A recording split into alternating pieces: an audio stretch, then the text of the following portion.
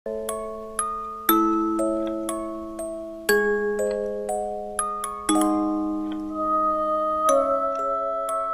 bertiga melihat sosok nenek tua bungkuk memegang tongkat, tertawa terbahak-bahak, bahagia menatap Aki Karmat yang hampir mati sekarat. Alah, aduh Gus, aduh. Pak, Bapak kenapa Pak? Kenapa? Sampai tiba-tiba Desi dikagetkan oleh suara nenek tua dari samping kanan tubuhnya yang langsung memegang tangan kanan Desi. "Yuk, ikut sama nenek," ucap si nenek bongkok itu. Desi pun anehnya menurut begitu saja. Dia dituntun tangan kanannya setengah ditarik, berjalan ke arah jurang. Namun pandangan Desi tiba-tiba gelap begitu saja. Dan saat itulah di alam nyata si Nunung kaget karena Desi tiba-tiba menghilang.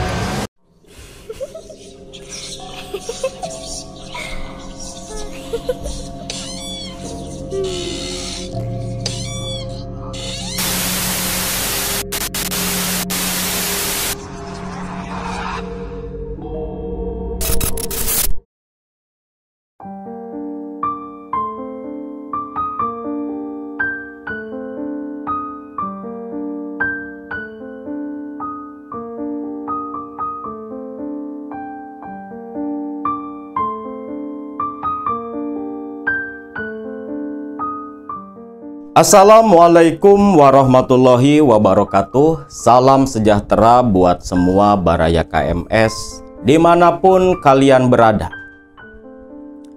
Kisah kali ini adalah sebuah kisah nyata yang terjadi di tahun 1990-an. Kisah tentang seorang anak SMP kelas 3 yang dibawa masuk ke sebuah perkampungan jin saat jogging pagi bersama dengan kawan-kawannya. Kejadian itu membuat dia hilang selama beberapa hari, membuat warga, orang tua, pihak kepolisian, bahkan tim SAR sampai menyerah mencari keberadaan tokoh dalam cerita saat ini. Kisah ini dibagikan oleh Kang Heri, salah satu Baraya KMS sekaligus seorang ASN di Kota Banjar, tempat Akang tinggal. Hari Sabtu kemarin, sebelum video ini ditayangkan, Akang menginap di rumah kakak ipar, di mana waktu sore hari Kang Heri yang merupakan kawan sekantor dengan kakak ipar Akang waktu itu datang berkunjung. Nah, ketika berkunjung, Kang Heri kaget. Ternyata yang selama ini beliau tonton di KMS itu adik ipar kawannya sendiri gitu. Nah, dia pun membagikan sebuah kisah tentang adik kandungnya sendiri yang bernama Desi, yang di tahun 90 lalu menghilang selama 10 hari. Di Kota Banjar, di tahun 90 sampai tahun 2000-an, ada sebuah tempat yang masuk di area Gunung Babakan yang disebut Gunung Pamancar. Disebut gunung sebenarnya tidak terlalu tinggi, mungkin lebih cocok disebut dengan bukit. Di mana Gunung Pamancar ini itu menjadi destinasi tempat lari pagi, khususnya di hari Minggu ketika hampir semua orang rehat dari aktivitasnya. Akang sendiri selama dulu waktu zaman MI, SMP, itu kalau pagi-pagi selepas subuh dengan kawan-kawan tetangga atau kawan sekolah pasti kita jogging ke sana. Pulang jogging dari Gunung Pamancar, kita ngumpul di alun-alun Kota Banjar, menghabiskan waktu sampai tengah hari. Waktu itu, Desi yang tinggal di sebuah daerah yang sebut saja namanya Parung Kuda, yang sengaja Akang samarkan atas permintaan Kang Heri. Di Parung Kuda, Desi yang merupakan anak bungsu dari 2 bersaudara. Kakak tertuanya bernama Kang Heri yang dulu sudah kelas 3 SMA. Waktu itu, Desi yang merupakan anak dari Mang Yayat dan Bi Icah baru kelas 3 SMP menimba ilmu di sebuah SMP negeri yang bernama SMP Negeri 1 Kota Banjar. SMP Negeri 1 Kota Banjar ini, kalau Akang tak salah ingat, itu sudah ada dari tahun 1970-an. Kalau Akang SMP-nya di seberangnya, SMP 2 waktu itu. Nah, seperti biasa, ketika libur hari Minggu, sekitar jam 5 subuh, Desi sudah didatengin oleh 4 orang kawan karibnya yang memang tinggal berdekatan di Parung Kuda. Waktu itu yang datang ke rumah Desi ada Nunung, Puput, Nurul, dan Titi, kawan sekelasnya Desi. Kebetulan satu tempat tinggal juga di desa Parung Kuda. Mereka berempat sudah berpakaian rapi mengenakan baju olahraga, menjemput Desi untuk sama-sama jogging berangkat ke Gunung Pamancar. Tak ada hal aneh, firasat nyeleneh, dan sejenisnya. Desi pun bergegas berkemas tanpa mandi, hanya cuci muka, langsung berangkat dengan 4 kawannya menuju Gunung Pamancar sambil berlari-lari kecil. Tak perlu waktu lama, karena agak berdekatan dengan desa Parung Kuda.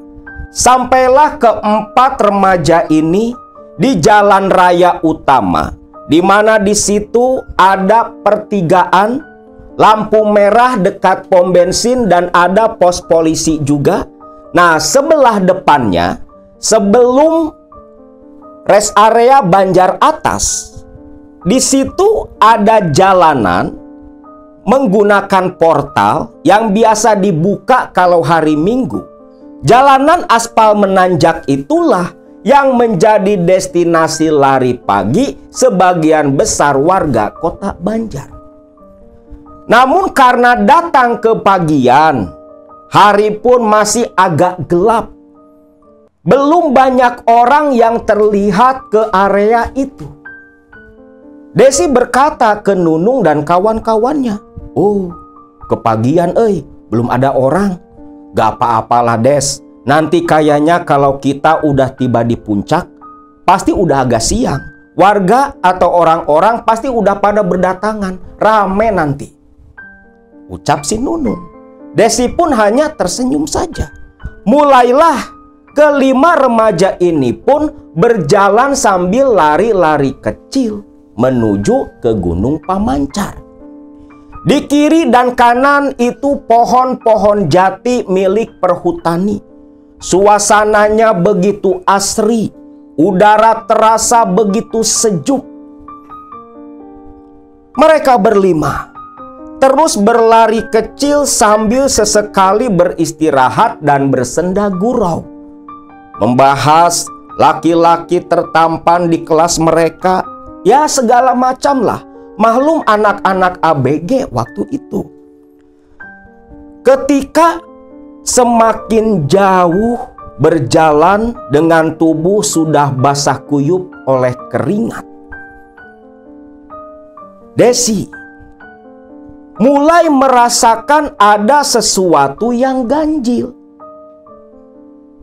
Bulu kuduk Desi mulai meremang. Desi yang waktu itu berjalan paling belakang. Di depannya Nunung, Titi, Nurul, dan si Puput sedang bersenda gurau sambil tertawa-tawa. Desi memperhatikan sekitar, menoleh ke kiri dan kanan serta ke belakang. Desi merasa seperti ada sosok yang mengikuti dirinya. Loh, kok kayak ada yang jalan? Tapi nggak ada orang, pikir Desi.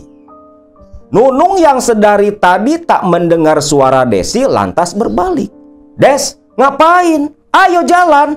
Iya Nung, yuk jalan lagi. Jalan lagi itu si Desi. Tapi masih posisi di belakang. Makin lama Desi ini makin merasa ada yang aneh. Dari arah kanan yang merupakan tebing, hutan-hutan jati, pohon-pohon jati besar yang begitu penuh dengan semak belukar. Dia merasa dari arah kanan situ seperti ada yang berjalan terus mengikuti Desi. Desi pun mendekat. Dia lihat hanya deretan pohon. Namun suara gemerisik di rerumputan dan semak-semak masih terdengar jelas di telinga Desi. Ternyata tingkah laku Desi sedari tadi dilihat diperhatikan oleh Nunung. Des, ngapain sih? Ngeliatin terus ke situ? Ah, itu Nung.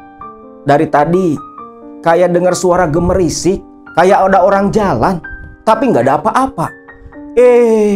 Paling juga musang. Namanya juga di hutan. Ayo biar cepat sampai di atas, nanti kita istirahat di sana, ucap Nunung. Desi pun mengangguk. Mereka terus berjalan. Nah, di tengah jalanan agak menanjak, kelima remaja ini pun memutuskan untuk jalan santai. Nah, di sini Desi ini nyeletuk. Nung, saya mah pengen dapat duit sekarung. Wah, kalau dapat duit sekarung nih, tiba-tiba muncul, seneng banget lah Nung. Mau pakai beli motor buat jalan berangkat ke sekolah. Biar gampang dapetin laki-laki paling ganteng di sekolah kita, ucap Desi sambil tertawa. Candaan Desi pun disambut gelak tawa oleh kawan-kawannya. Duit dari mana, Des? Yang ada nanti bukannya duit, malah bangke kucing, ucap si Puput. Ya siapa tahu aja tuh didengar sama setan penghuni daerah sini, baik hati, terus ngasih duit buat Desi, sambil tertawa. Sedangkan Nunung yang mendengar celetukan Desi seperti itu, wajahnya pucat. Des, jangan ngomong sembarangan. Ini di hutan loh. Gimana kalau beneran ada setan? Oh, ya nggak mungkin lah. Ini kan udah mau pagi. Setan-setan dah pada pulang, ucap si Desi. Yuk jalan lagi biar cepet sampai. Nunung pun hanya tersenyum saja. Lantas kembali jalan. Nih si Desi dari tadi tetap di belakang. Nah, makin jauh berjalan, Nunung dan kawan-kawannya ini masih terus berbicara sambil tertawa-tawa. Namun Nunung heran, tak terdengar suara Desi sama sekali. Desi? Nunung noleh ke belakang. Loh, Put, mana si Desi? Baru tersadar nih, si Puput sama si Titi yang langsung menoleh pula ke belakang. Keempat kawannya Desi kebingungan sambil terus celingukan manggil-manggil Desi mencari keberadaan Desi. Loh, Nung, si Desi kemana ya? Desi! Teriak mereka semua. Tapi tak terdengar suara sahutan dari Desi. Desi seolah menghilang begitu saja di belakang mereka. Yang terdengar hanya suara tonggeret dan burung-burung hutan. Keempat remaja ini betul-betul kebingungan. Mereka pun berbalik, turun kembali ke bawah dengan maksud mencari-cari Desi. Takutnya Desi turun ke bawah terlebih dulu tanpa pamitan kepada mereka. Begitu turun ke bawah, hari sudah mulai agak terang, agak pagi. Nah, orang-orang itu kan mulai pada naik jogging tuh. Ketika Nunung papasan sama para warga yang jogging naik ke atas, Nunung pun bertanya, Pak, lihat perempuan seumuran kita nggak pakai baju merah turun ke bawah? Gak ada, Neng. Dari tadi juga belum ada yang turun, ucap orang itu. Aduh, emang kenapa, Neng? Itu, Pak, kawan kami tiba-tiba ngilang, Pak. Loh, masa iya? Bener, Pak. Tadi juga masih bareng sama kita naik ke atas, tapi tiba-tiba nggak ada, Pak. Ah, si Neng ini. Jangan bercanda, Neng. Orang itu nggak percaya. Disangkanya Nunung dan teman-temannya ini bercanda saja. Tapi Nunung meyakinkan kalau memang kawannya hilang. Orang itu pun saranin Nunung untuk turun ke bawah. Siapa tahu Desi sudah menunggu di bawah di pinggiran jalan raya. Buru-burulah si Nunung dan 3 kawannya turun. Namun tiba di pinggir jalan raya, Desi tetap tidak ditemukan keberadaannya. Barulah Nunung dan 3 kawannya ini semakin panik. Si Puput ampe nangis. Takut kalau si Desi ini diculik atau tersesat. Tapi mau tersesat gimana? Lawang jalanan aspal cuman 1 ke Gunung Pamancar. Gak ada jalan lain. Akhirnya Nunung pun meminta tolong orang-orang yang datang jogging di pagi itu untuk mencari keberadaan Desi. Namun apa daya, beberapa jam dicari, tak ditemukan sama sekali sosok Desi. Akhirnya Nunung memilih untuk pulang ke Parung Kuda, mengabarkan hilangnya Desi kepada Mang Yayat dan Bi Icah, ibu bapaknya Desi. Singkat cerita, tiba kembali di Parung Kuda tempat tinggal mereka. Nunung, Puput, Titi, dan si Nurul setengah berlari menuju ke rumah Desi. Tiba di halaman, mereka berteriak, Mang Yayat, Mang.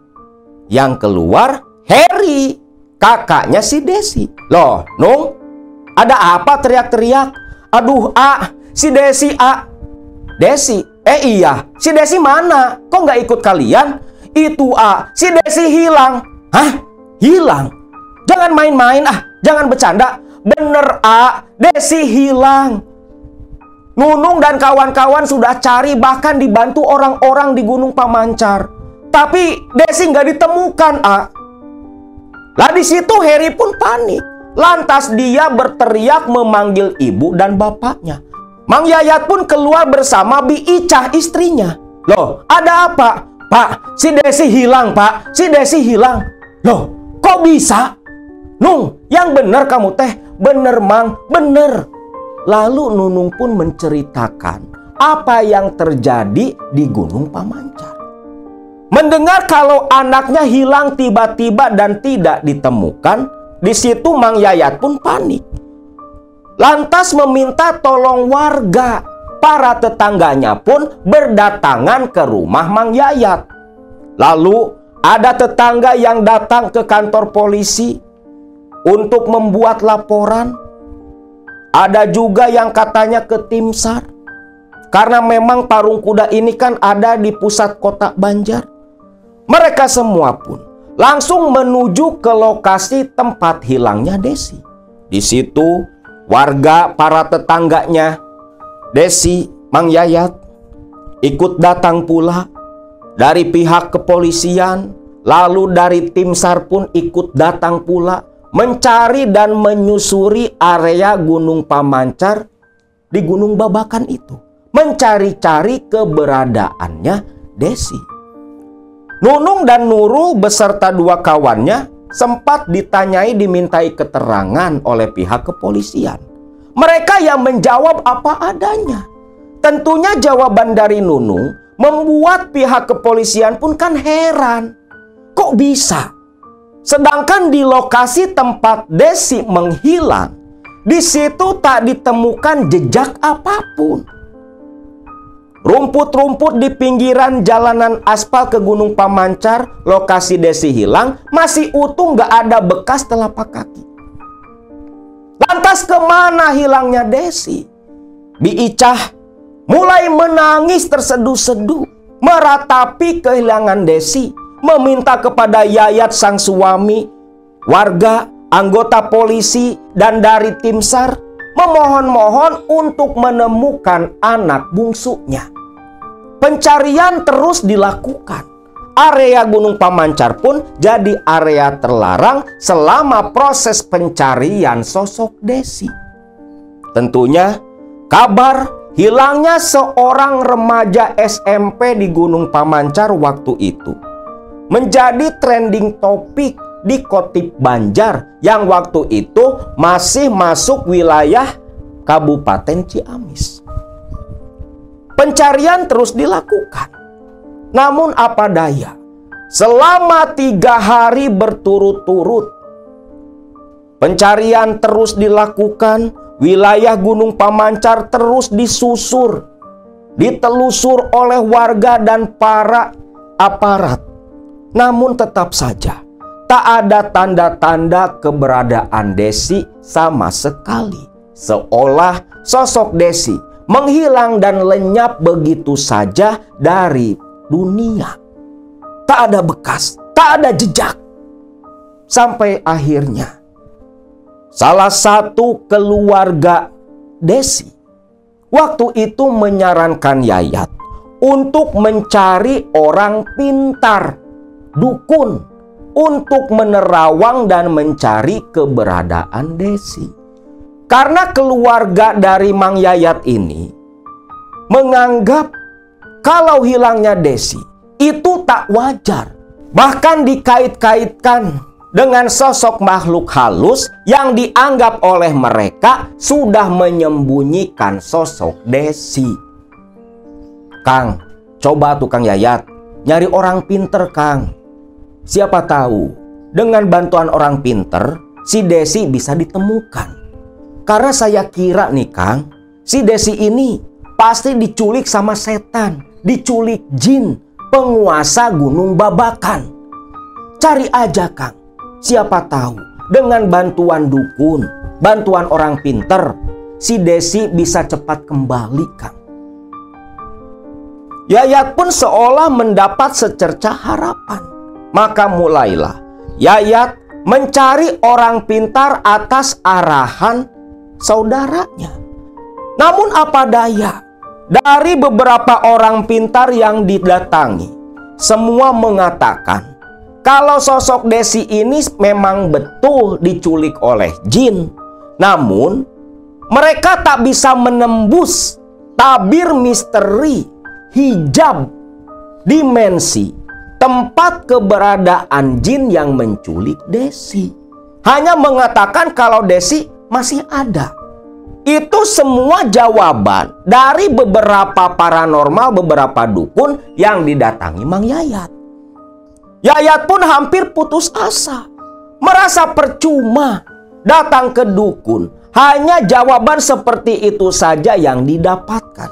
Ketika dimintai untuk mencari Desi, dukun-dukun itu menyerah. Di hari keempat hilangnya Desi, Bi Icah, ibu dari Desi, jatuh sakit karena banyak pikiran. Banyak beban batin kehilangan Desi, anak bungsunya, anak perempuan satu-satunya.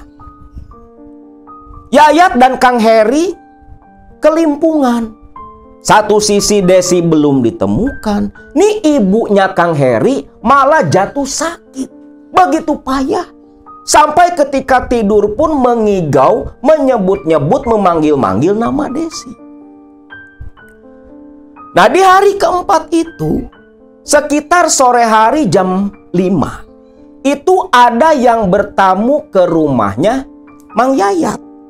Yang ternyata itu Kang Agus, salah satu kawan kerjanya Mang Yayat. Begitu Kang Agus mendengar kabar kalau anak Mang Yayat menghilang, dia pun lekas datang berkunjung ke sana. "Assalamualaikum," teriak Kang Agus. Yayat lantas membukakan pintu. "Loh, Gus?" "Iya Kang, sengaja ke sini. Mendengar kabar katanya anak Mang Yayat hilang." "Iya Gus, si Desi sudah 4 hari hilang di Gunung Pamancar. Tapi tim SAR, polisi, dan warga yang membantu mencari pun belum bisa menemukan jejak keberadaan Desi. Loh, kok bisa, Mang? Ceritanya gimana si Desi sampai hilang seperti itu? Lalu Agus pun dipersilahkan masuk dan Mang Yayat mulai menceritakan sesuai dengan cerita Nunung dan kawan-kawannya. Wah, Kang, itu mah kayaknya diculik sama setan, Kang. Akang pun punya anggapan seperti itu, Gus. Tapi beberapa dukun sudah Akang datangi. Bahkan kiai udah Akang datangi pula. Termasuk dari pesantren daerah Cibenter sudah Akang datangi. Tapi tak ada satupun yang bisa membantu memulangkan kembali Desi. Waduh, repot juga, Kang. Tapi Kang, ini mah kalau Akang mau, ada seorang dukun tua, namanya Aki Karmat. Beliau pasti bisa bantu mengembalikan Desi, anak bungsu Kang Yayat. Coba saja Akang datangi sosok si Aki Karmat ini. Soalnya dulu pernah juga ada yang hilang di Gunung Sangkur. Ditolong Aki Karmat bisa balik lagi. Coba aja Kang, Akang temui si Aki Karmat itu. Lalu Kang Yayat pun yang merasa tertarik meminta alamat tempat tinggal Aki Karmat dari si Agus. Yang ternyata Aki Karmat itu mertuanya Kang Agus. Loh, kenapa nggak bilang, Gus, kalau itu mertua kamu? Ya nantinya kan takut nggak dipercaya, Kang. Tapi ya terserah Akang saja. Kalau mau, jangankan alamat, Kang, saya antar langsung ke rumah si bapak, ucap Kang Agus. Yayat pun setuju. Lalu malam hari itu, Yayat dibonceng Kang Agus menuju ke rumah Aki Karmat, mertua dari Kang Agus. Nah, setibanya di rumah Aki Karmat, waktu itu sekitar jam 8 malam, Aki Karmat pun baru pulang dari masjid. Agus, Pak, sama siapa kamu? Ini Pak, sama temennya Agus, Pak. Oh, masuk atuh ke dalam. Ada si emak kan di dalam? Gak ada, Pak. Loh, kemana ibu kamu? Gak tahu, Pak. Pintu juga dikunci. Makanya Agus nunggu di luar.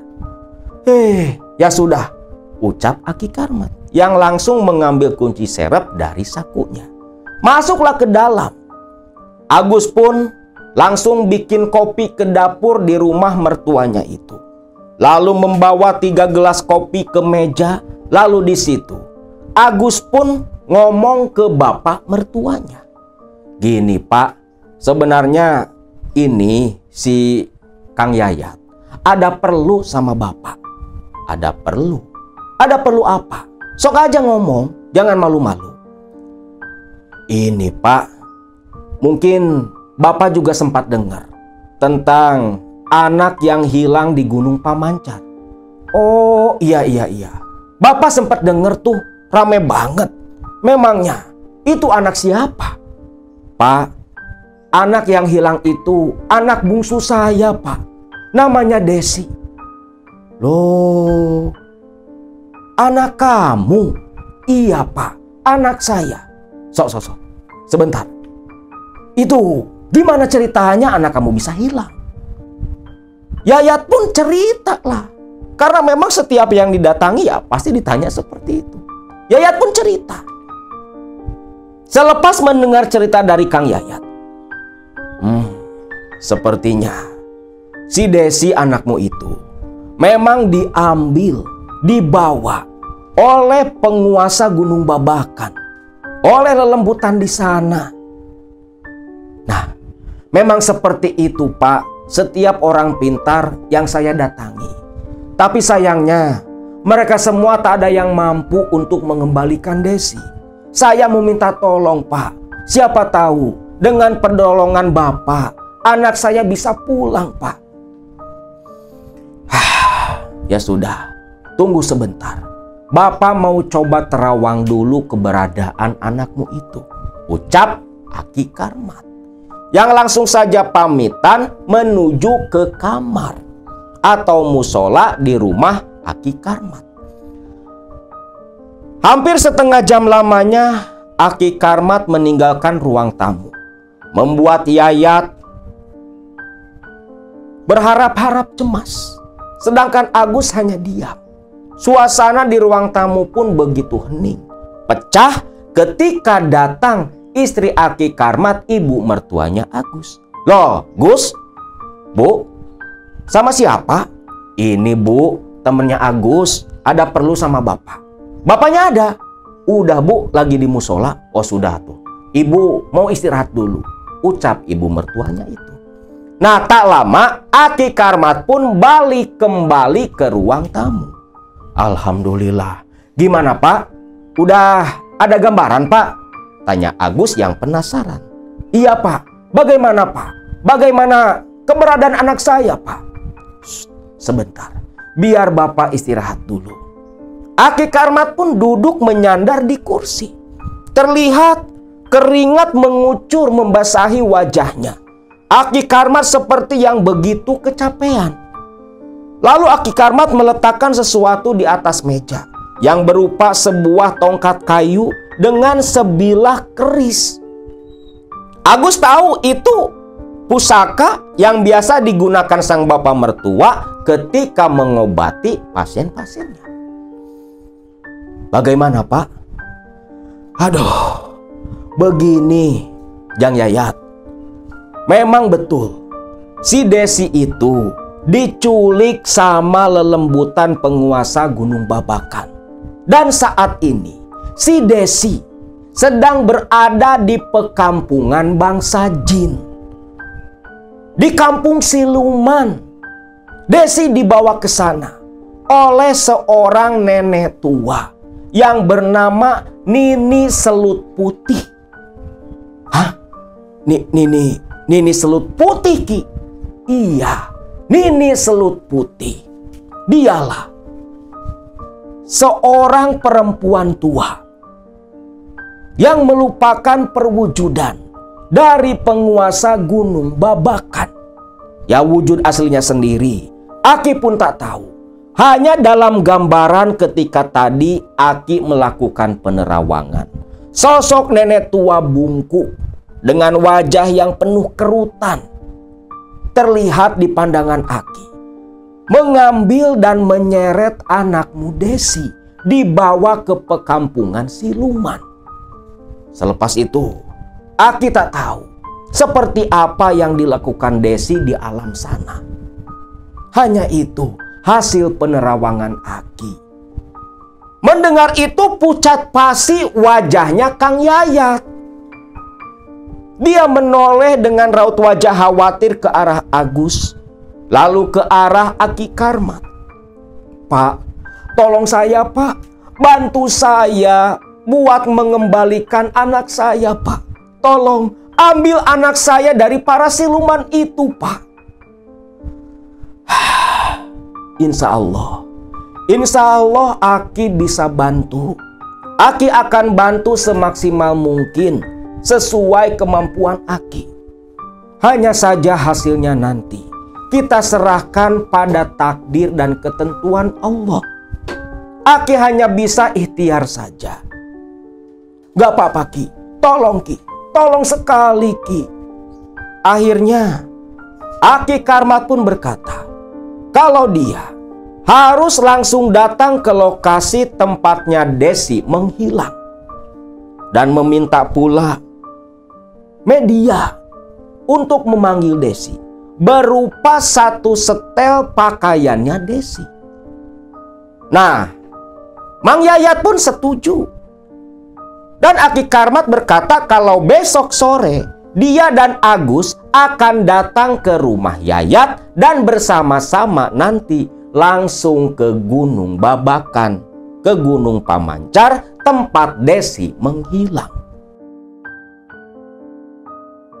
Lalu Yayat selepas berkonsultasi kepada Aki Karmat, dia pun pamitan pulang diantar oleh Kang Agus. Tiba di rumah, Heri langsung bertanya, gimana Pak? Apa si Desi masih bisa dikembalikan, Pak? Insya Allah. Bantu doa saja, Her. Ibumu mana? Ibu di kamar, Pak. Dari tadi nangis terus, Pak. Badannya juga panas, tapi nggak mau dikasih obat. Yayat pun khawatir, lantas bergegas ke kamar istrinya. Terlihatlah Icah tertidur dengan pundak gemetar. Icah masih menangis. Mengetahui suaminya pulang, Icah lantas duduk dan bertanya dengan wajah penuh harapan. Gimana, Kang? Gimana si Desi, Kang? Apa masih bisa diselamatkan, Kang? Insya Allah, Bapak yakin Aki Karmat, mertuanya si Kang Agus, itu pasti bisa bantu kita. Katanya besok sore mau ke sini. Nanti Akang pun akan ikut dengan Aki Karmat ke lokasi tempat hilangnya si Desi. Kamu bantu doa saja, Cah, biar si Desi bisa pulang. Iya, Kang. Barulah agak terlihat raut wajah bahagia di mukanya Bi Icah. Pasangan suami istri ini betul-betul berharap kepada Aki Karmat untuk bisa memulangkan Desi. Singkat cerita, esok sorenya jam 5, Agus datang bonceng bapak mertuanya. Disambut penuh sukacita oleh Mang Yayat dan istrinya. Dipersilahkan masuk. Lalu Aki Karmat pun meminta 1 setel pakaiannya Desi. Sedangkan untuk keperluan ritual seperti umbo rampe, minyak, kemenyan, dan sejenisnya sudah Aki Karmat bawa dari rumahnya. Bagaimana, Ki? Mau jam berapa kita ke Gunung Babakan, ke Gunung Pamancar? Nanti saja, selepas sholat Isya, baru kita ke sana. Aki, mau pinjam kamar dulu. Untuk apa, Ki? Ya, untuk ritual sebelum nanti ritual utama di sana. Oh iya, Ki, sebentar, Ki. Biar saya persiapkan dulu. Kalau bisa kamarnya Neng Desi ya? Iya, Ki. Ucap Icah dan Yayat yang langsung bergegas ke kamar anak mereka. Nah, 1/4 jam kemudian Icah dan Yayat kembali ke ruang tamu. Ki, kamar sudah disiapkan. Bagus. Kalau gitu, Aki minta arang sama air di baskom. Baik, Ki. Yayat pun langsung ke dapur mengambil arang dari tungku. Dimasukkan ke piring seng. Lalu dibawa masuk ke kamar Desi, di mana Aki Karmat meminta agar arang dibakar. Selepas arang menyala, Aki Karmat pun menutup pintu kamarnya Desi untuk melakukan ritual. Entah ritual macam apa yang dilakukan di dalam kamar si Desi. Yang jelas, asap kemenyan keluar dan menyeruak. Aromanya tercium di rumah Mang Yayat. Begitu kuat. Aki Karmat tak keluar sampai selesai azan Isya. 7:30 barulah pintu kamar Desi terbuka. Bagaimana, Pak? Tanya Agus. Yayat dan Ica pun lantas berdiri diikuti Heri. Insya Allah. Sekarang kita langsung ke lokasi. Gus, sesaji dan yang lainnya jangan lupa dibawa. Iya, Pak. Oh iya, jangan lupa pula 1 setel pakaiannya Neng Desi. Yayat pun mengangguk. Lantas dipersiapkan oleh Icah. Setelah baju 1 setel disiapkan termasuk sandal, celana dalam, pakaian dalam, sesaji sudah ada pula. Berangkatlah nih ke-4 orang ini. Kang Yayat dibonceng sama Heri, anak pertamanya, narasumber kita. Lalu Aki Karmat sama Kang Agus berangkat langsung ke Gunung Pamancar. Singkat cerita, tibalah mereka berempat ini di lokasi tempat Desi hilang. Ada yang aneh memang, atau mungkin karena suasana malam hari di area pegunungan pula. Mereka merasa hawa angker begitu kental di lokasi tempat Desi hilang. Oh, pantas. Benar di sini si Neng Desi hilang? Tanya Aki Karmat. Iya, Ki, di lokasi ini, Ki. Itu kata kawan-kawannya Desi. Pantas saja. Loh, kenapa emang Pak? Tanya si Agus. Lokasi ini secara batin, secara tak kasat mata, jalanan aspal ini itu adalah jalanan tempat para makhluk gaib berlalu lalang. Nah, arahnya dari sini nih, ucap Aki Karmat sambil menunjuk. Jadi kalau di alam nyata itu jalanan aspal agak menanjak. Nah, kalau secara gaib itu ada jalanan tempat lalu lalang bangsa jin di dimensi lain tepat melintang ke jalanan aspal itu. Jadi ini jalan raya, nah ke sini tempat lalu lalang bangsa jin. Nyebrang gitu. Oh gitu Pak. Lantas bagaimana Pak? Doakan saja. Semoga Bapak bisa mengambil Desi dari cengkraman si Nini Selut Putih. Sok, letakkan sesaji dan bajunya Desi. Yayat menurut, dibantu Kang Heri. Baju sesaji ditata sedemikian rupa. Lalu arang yang dibawa dari rumah langsung dibakar oleh Mang Yayat. Selepas itu, Aki Karmat mulai duduk bersila, menghadap ke tebing di sebelah kiri. Karena di kanannya itu kan gawir kalau kata orang Sunda. Jurang lah, kalau bahasa Indonesianya jurang. Nah di situ, Aki Karmat mulai membakar kemenyan. Duduk bersila dengan begitu khusyuk. Sedangkan di belakang, Kang Heri sesekali meraba tengkuknya. Bulu kuduknya meremang berdiri. Wajah Kang Heri mulai pucat ketakutan.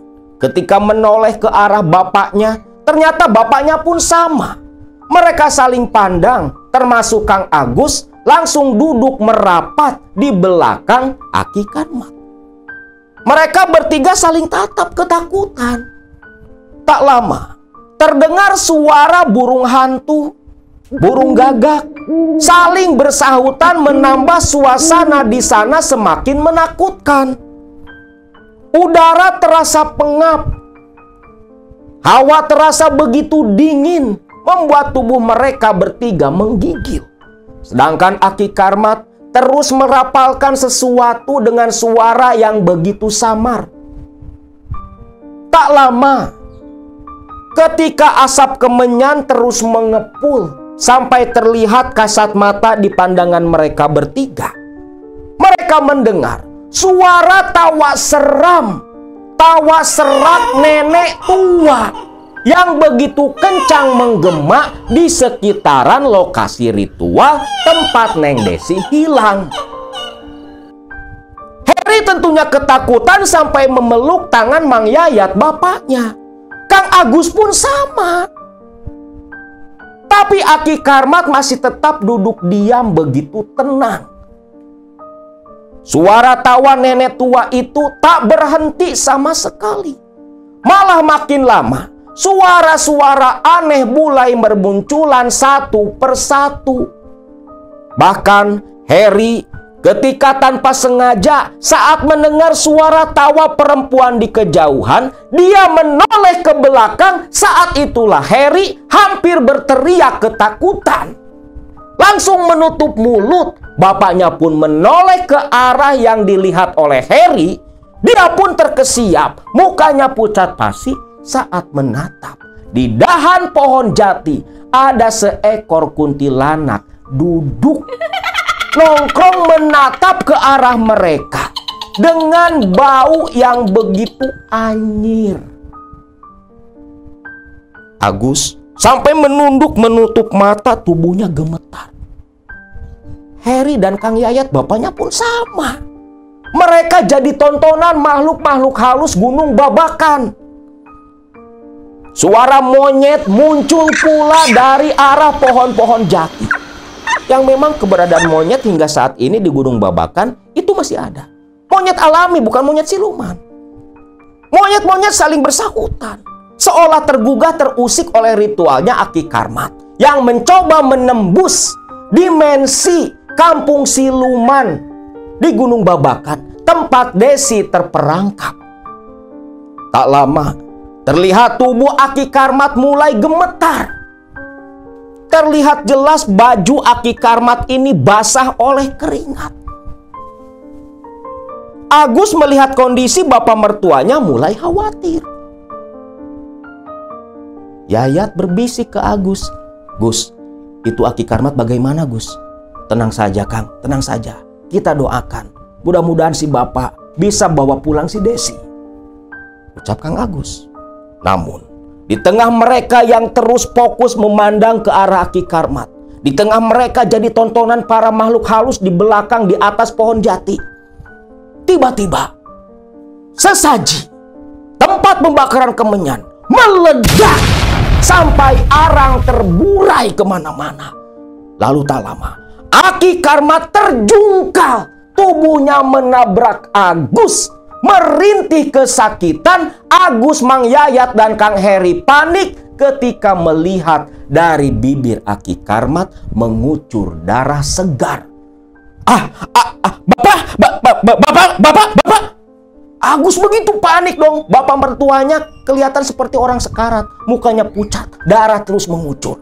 Di tengah kepanikan mereka bertiga, di tengah suara erangan kesakitan Aki Karmat, tiba-tiba terdengar suara nenek tua yang tertawa begitu puas. Yang ketika mereka bertiga menatap ke atas tebing di sebuah pohon jati besar, di samping bawah pohon jati itu, mereka bertiga melihat sosok nenek tua bungkuk memegang tongkat, tertawa terbahak-bahak, bahagia menatap Aki Karmat yang hampir mati sekarat. Aduh Gus, aduh. Pak, Bapak kenapa, Pak? Kenapa? Mantu lihat Bapak kesakitan sambil berusaha menyusut darah.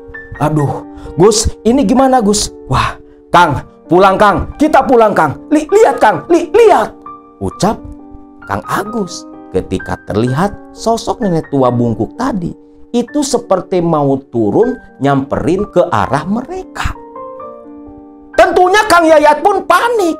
Lantas Agus membantu berdiri bapak mertuanya, digendong langsung setengah berlari menuju ke motor yang diparkir.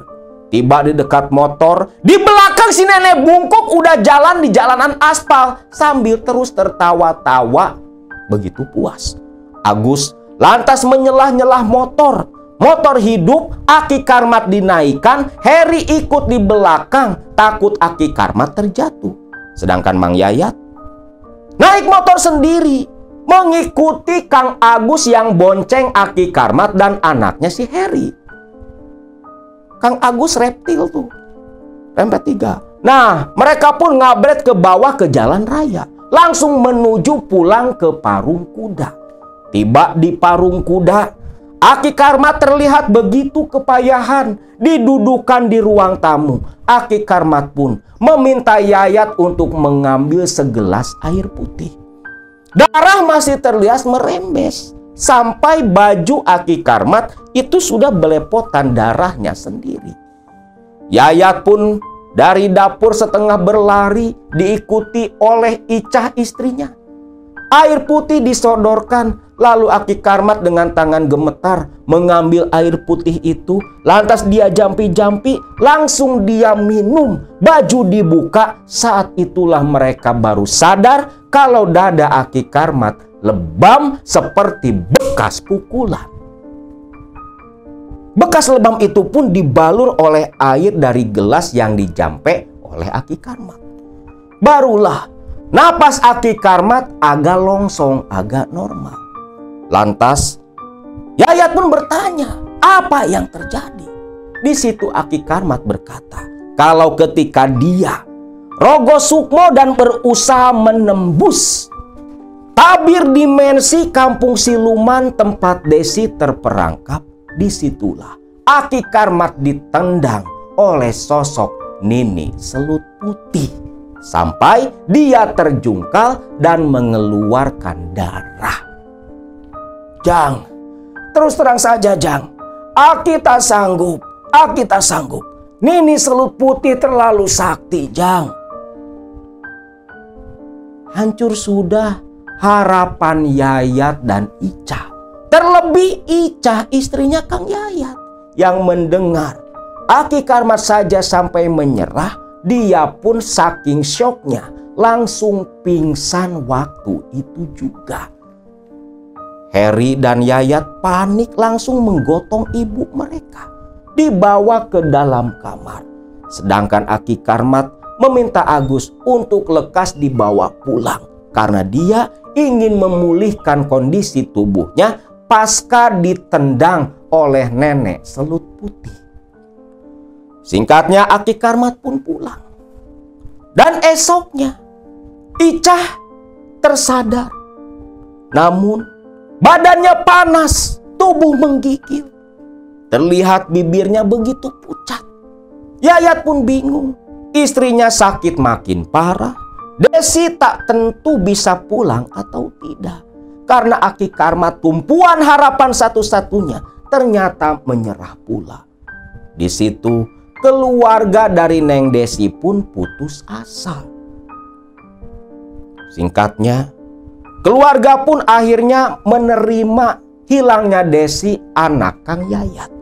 Sampai akhirnya keluarga pun di hari ke-6 hilangnya Desi menetapkan kalau Desi sudah meninggal dunia. Maka dibantu oleh tetangga dekat, Kang Yayat pun membuat sebuah kuburan tanpa jasad di pemakaman umum Parung Kuda. Kuburan tanpa jasad sebagai ganti jasad dari Desi. Yang dikuburkan di dalam kuburan itu adalah satu setel pakaian Desi. Lalu malam harinya Yayat pun mengundang warga untuk mengadakan tahlilan, mendoakan Desi yang sudah dianggap meninggal. Jam 8 malam selepas Isya, warga pun mulai berdatangan.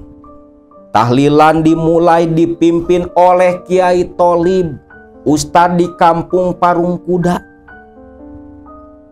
Selepas tahlil, zikir, membaca surat Yasin berjamaah. Selesai jam 10, warga pun bubar kembali ke rumah mereka. Nah, tiap malam tahlilan terus diadakan sampai 7 hari oleh Kang Yayat. Namun, tepat di tahlilan ketiga, bertepatan hari ke-10 meninggal atau menghilangnya Desi.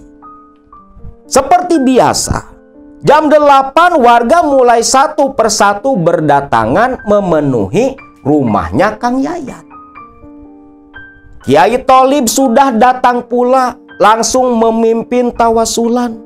Orang-orang pun diam. Ila hadratin Nabil Mustafa Muhammadin sallallahu alaihi wasallam, ucap Kiai Tholib, diikuti warga. Tawasul selesai, lalu mulai membaca surah Yasin. Nah, ketika membaca surah Yasin begitu khusyuk, termasuk Kang Yayat dan Kang Heri. Sedangkan Bi Icah yang memang sakit keras masih tertidur lemah di dalam kamar tidurnya. Di tengah sedang berjamaah membaca surat Yasin, tiba-tiba terdengar pintu kamar terbuka begitu kencang. Sontak semua warga jamaah tahlil terdiam menatap ke pintu kamar yang terbuka yang merupakan kamar tidurnya Neng Desi. Orang diam semua, suasana hening beberapa detik, namun pecah penuh teriakan ketika tiba-tiba sosok Desi keluar dengan raut wajah kebingungan. Loh, ini teh ada apa? Tanya Desi dengan begitu polosnya. Setan! Teriak warga yang menganggap Desi itu hantu. Lantas berdiri ribut berlarian keluar dari ruang tamu Kang Yayat. Sedangkan Kang Yayat dengan Heri, anaknya kakak si Desi, hanya berdiri melongo menatap Desi dengan wajah bingung ke arah dia dan semua warga. Kiai Tholib yang terkejut pula mulai bisa menguasai diri, lantas menenangkan warga yang pontang-panting berlarian ketakutan. Hehehe, tenang. Astagfirullah, istighfar nyebut. Ini bukan setan, ini Neng Desi.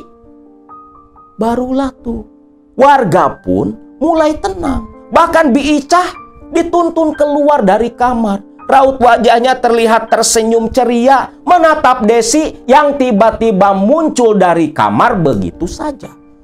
Orang-orang pun bertanya-tanya, kok bisa Desi tiba-tiba pulang? Tiba-tiba hadir di tengah acara tahlilan. Orang-orang pun berdesak-desakan masuk ke dalam. Pak, ini teh ada apa? Mak, Aa, ada apa ini teh? Desi, sebentar, kamu duduk dulu yang tenang ya. Duduk, ucap Kang Yayat. Dipeluk pula oleh ibunya. Desi kan bingung, ini ada apa? Heri, ambilin air minum dulu buat adikmu. Iya Pak. Heri lari ke dapur, bawa air putih, disodorin ke Desi adiknya. Des, minum dulu ya, minum yang tenang. Iya, air diminum oleh Desi.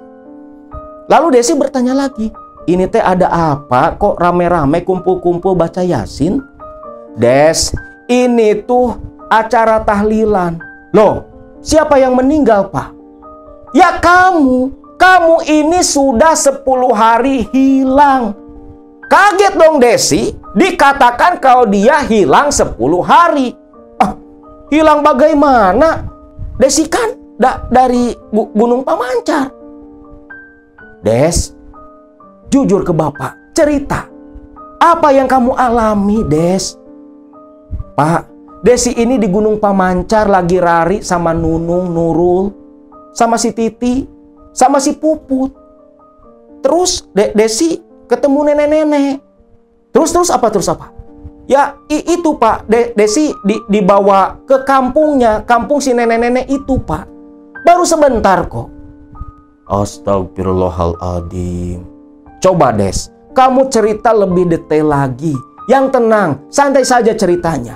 Biar Bapak, Pak Tholib, ibumu, sama warga paham dengan apa yang terjadi kepada kamu. Karena di sini kamu ini sudah 10 hari nggak ada, Des. Lalu Desi pun mulai cerita.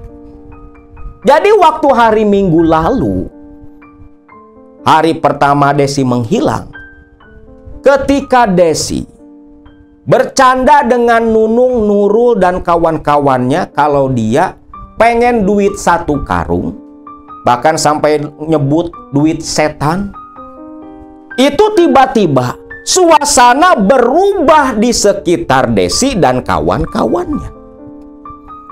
Desi berdiri diam ketika tak terdengar satupun suara. Suara tonggeret, burung, semua hilang. Bahkan suara kawan-kawannya di depan, Nunung, Nurul, Puput, dan si Titi, tak terdengar pula di telinga Desi. Padahal mereka ada di depan semua. Di situ Desi berdiri diam, celingukan kebingungan.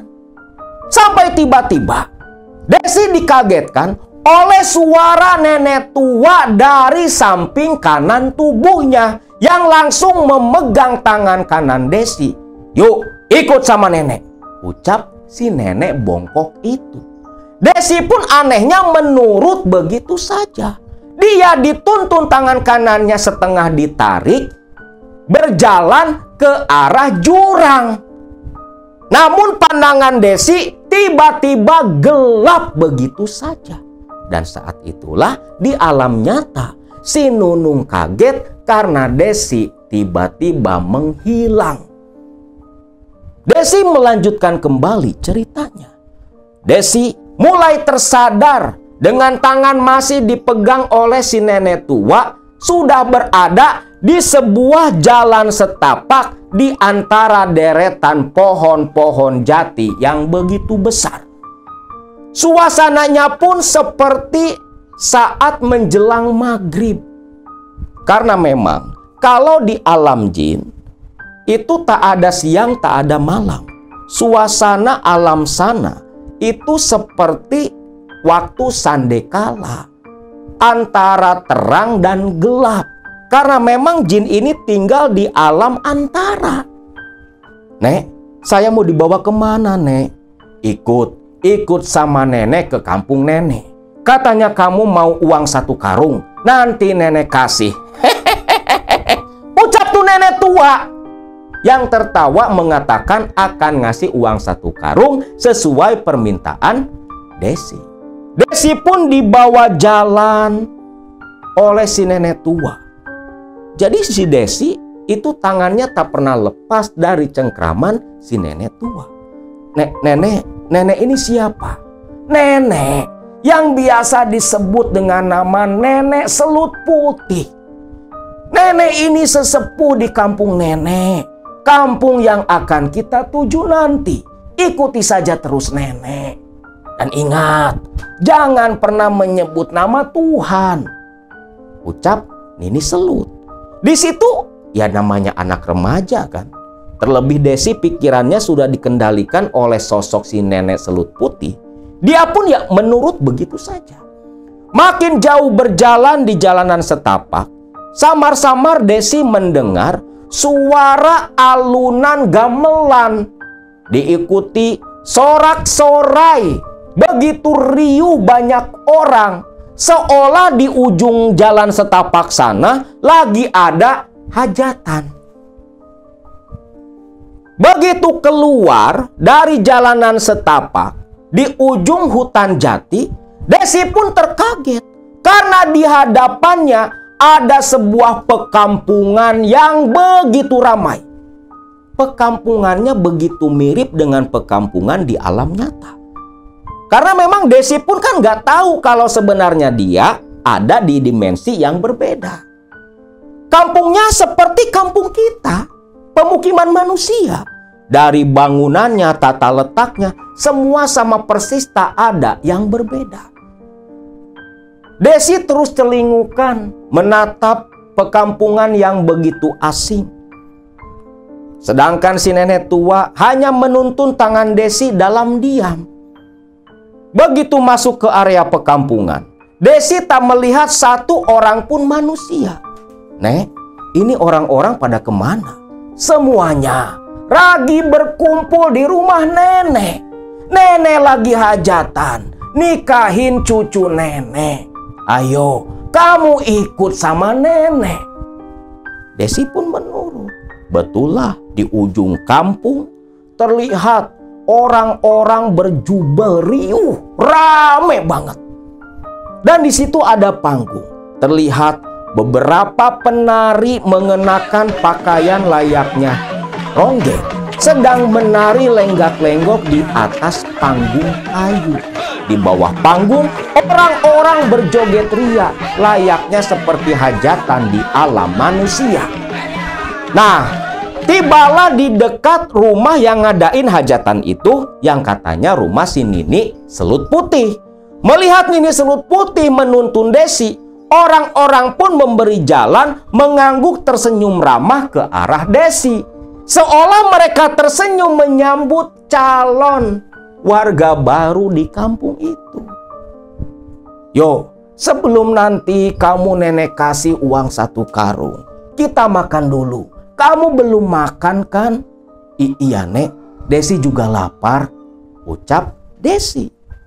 Ini bocah dituntun ke tempat prasmanan. Percis loh hajatan manusia, ada tempat prasmanannya juga.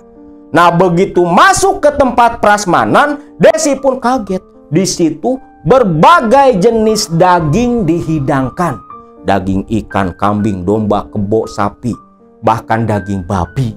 Semua ada. Entah dari mana.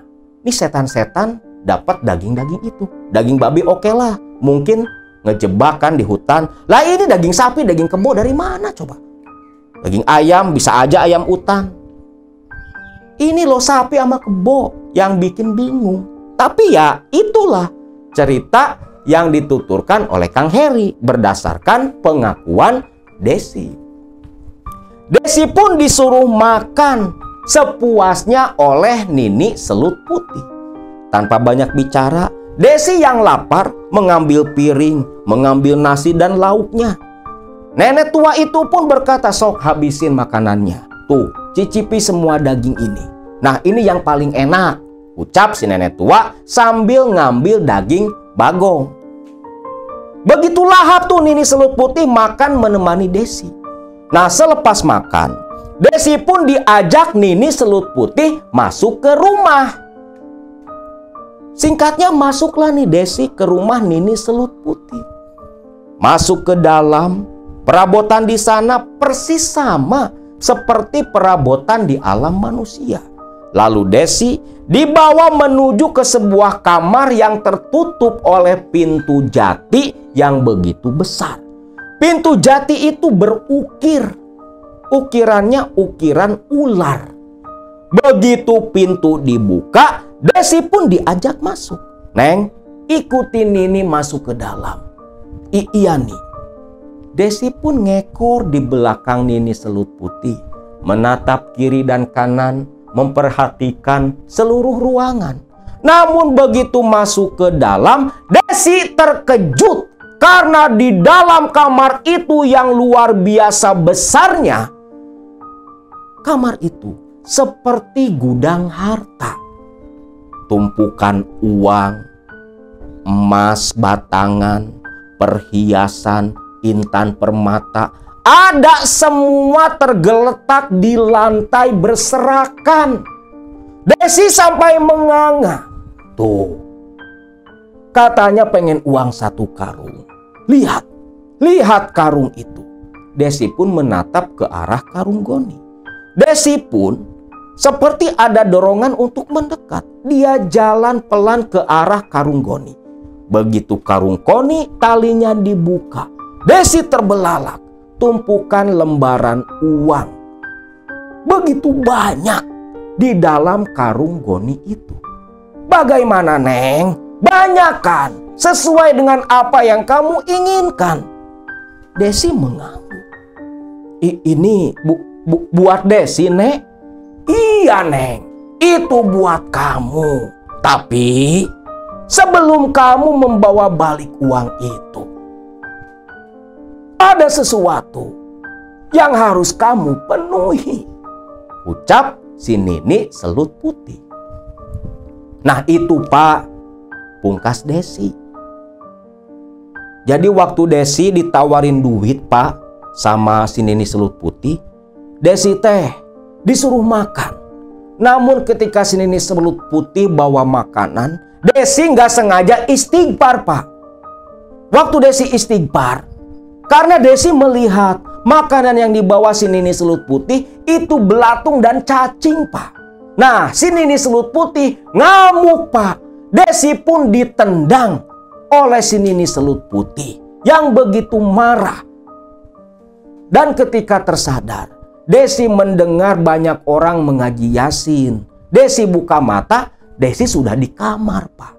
Ucap Desi ke Mang Yayat, bapaknya. Riuhlah orang-orang menanggapi cerita Neng Desi. Secara logika memang tak masuk akal.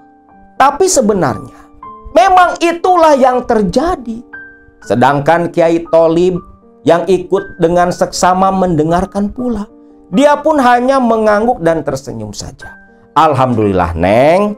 Untung Neng teh istighfar. Kalau enggak, mungkin Neng teh nggak bakal bisa pulang lagi ke alam manusia. Yang penting, jadikan pelajaran saja.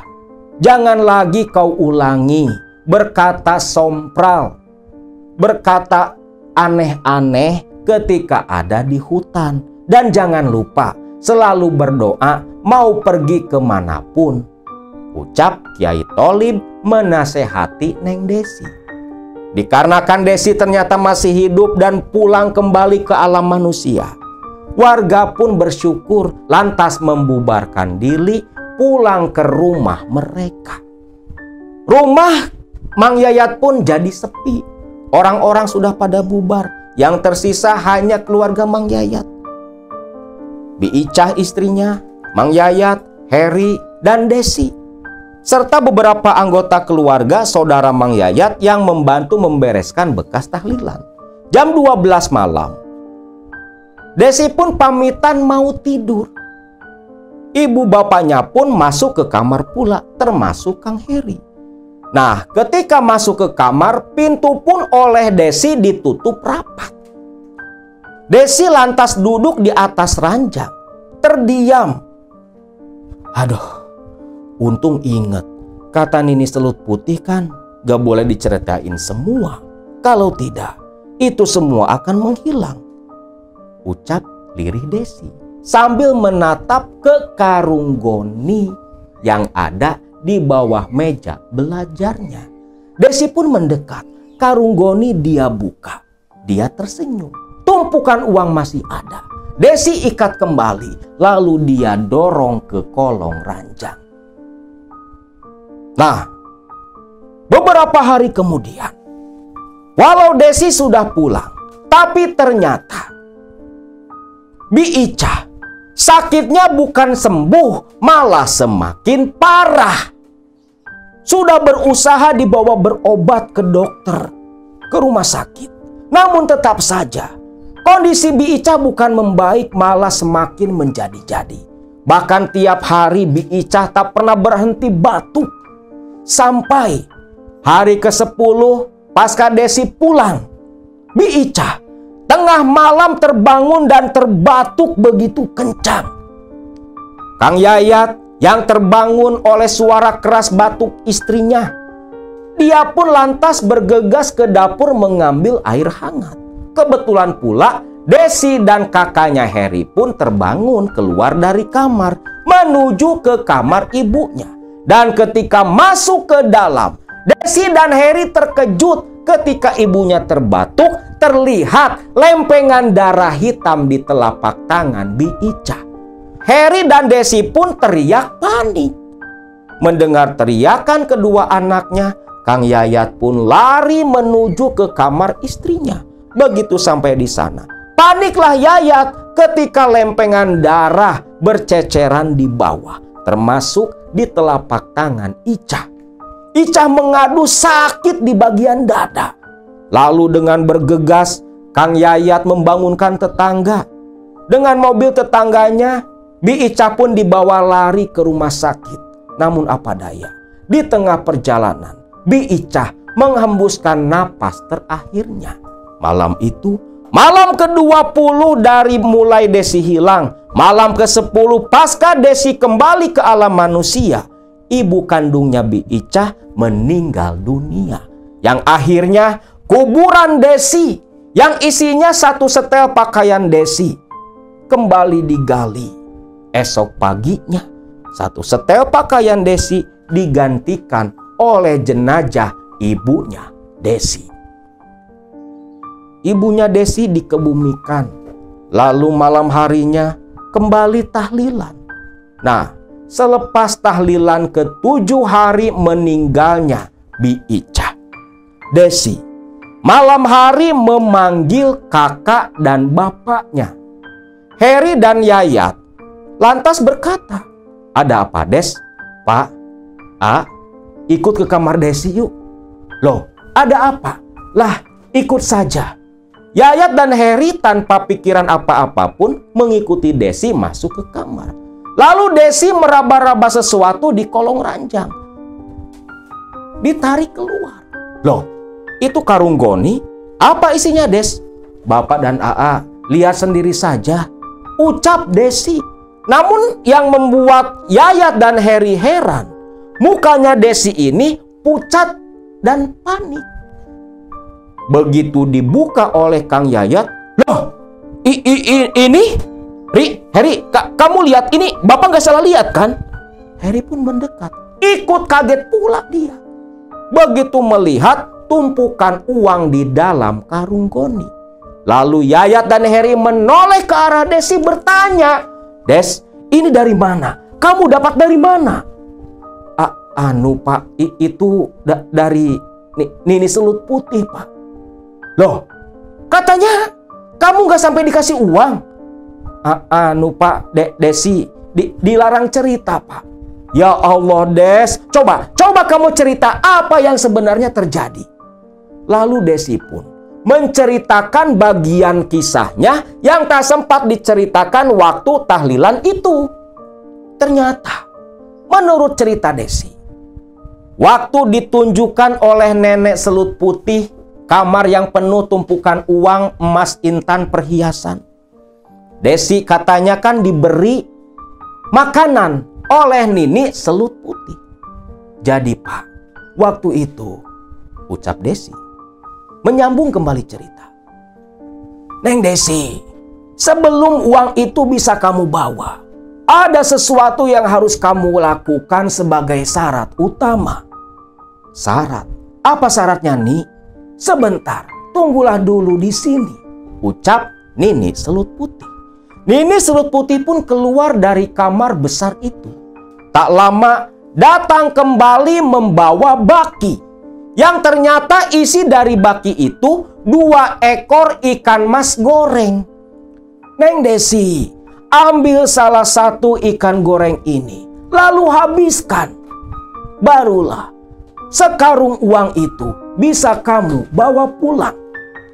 Desi, yang memang ya maklum kan anak SMP loh, melihat ikan goreng walau perut besar, tetapi karena itu syarat untuk membawa pulang uang dalam karung, dia pun makan 1 dari 2 ikan mas goreng. Namun rasanya aneh menurut Desi. Rasanya anyir amis darah. Tapi Desi paksa habiskan karena perintah dari Nini selut putih demi membawa pulang 1 karung uang. Sedangkan Nini selut putih, sepanjang Desi makan, dia hanya terkekeh-kekeh tertawa bahagia. Ikan mas goreng habis dimakan oleh Desi. Lalu 1 karung uang goni itu pun diserahkan kepada Desi. Desi pun tersenyum senang ketika Desi memegang ujung karung goni yang terikat. Saat itulah terdengar suara Nini selut putih berkata dari belakang Desi, "Uang sudah kau beri, gantinya sudah nenek terima, kau pulanglah," sambil langsung menendang pantat Desi. Gelap seketika pandangan Desi tersadar saat mendengar suara lantunan surat Yasin. Mendengar cerita Desi, Mang Yayat pun terkejut, mukanya pucat pasi. Mang Yayat baru tersadar kalau ternyata tanpa sengaja Desi sudah menukarkan Icah, ibu kandungnya Desi, istri dari Kang Yayat, sebagai tumbal pengganti uang di dalam karung goni. Nah, itulah cerita tentang Neng Desi yang hilang di Gunung Pamancar, area Gunung Babakan, yang ternyata dibawa masuk ke kampung siluman. Pulang membawa uang 1 karung selepas makan ikan mas goreng yang ternyata tanpa Desi sadari dia menukarkan kehidupan Icah ibu kandungnya dengan sekarung uang. Namun apa daya, itu semua sudah terjadi. Dan dengan uang itu pula Kang Heri, Desi adiknya melanjutkan hidup sampai mereka berdua bisa melanjutkan pendidikan hingga perguruan tinggi.